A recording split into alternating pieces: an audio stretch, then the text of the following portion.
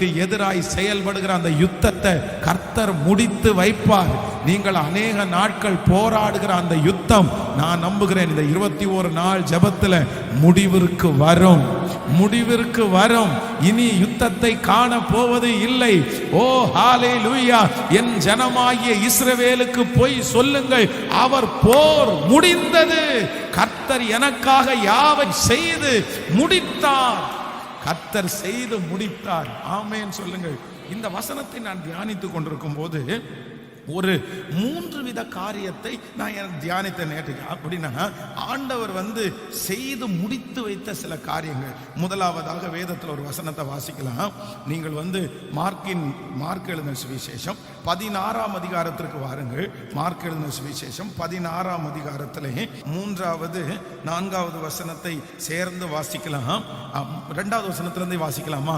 வாரத்தின் முதலாம் நாள் அதிகாலையிலே சூரியன் உதயமாகிற போது கல்லறையிடத்திற்கு வந்து கல்லறை வாசலிலே கல்லை நமக்காக எவன் புரட்டி தள்ளுவான் என்று ஒருவரோடு ஒருவர் சொல்லிக் கொண்டார்கள்.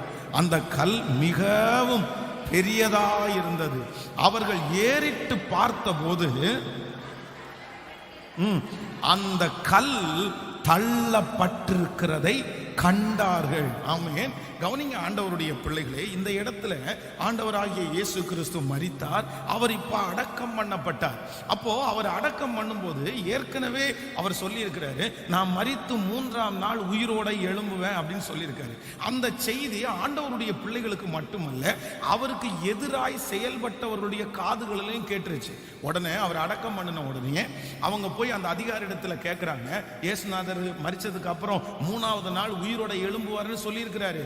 இவங்க கல்லறைக்குள்ள இருக்கிற பாடியை எங்கேயாவது இடத்துல போய் ஒளிச்சு வச்சுட்டு யாரையாவது ஒருத்தரை காமிச்சு இயேசு உயிரோடு எழும்புவாருன்னு சொல்லி பொய் சொல்லிடுவாங்க. அப்படி பொய் சொல்லிட்டாங்கன்னா ஏற்கனவே அவங்க சொன்னதை விட இது ரொம்ப பெரிய பொய் ஆயிரும்.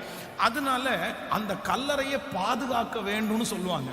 உடனே அந்த ராஜா என்ன சொல்லுவார் அப்படின்னா, கல்லறையை நாம் பாதுகாக்க முடியாது, நீங்க எப்படி அந்த கல்லறையை பாதுகாக்கணுமோ அப்படி நீங்க பாதுகாத்துக்குங்க. அப்போ அவங்க கையில் அந்த பொறுப்பு கொடுக்கப்படுகிறது. உடனே ஒரு பெரிய கல்லை